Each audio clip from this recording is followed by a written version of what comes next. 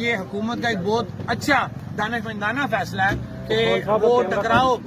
کی طرف جو جا رہے تھے اور نہ چاہتے ہوئے اللہ نہ کرتا کہ یہ ٹکراؤ شروع ہو جاتا تو بہت بڑا نقصان ہو جاتا.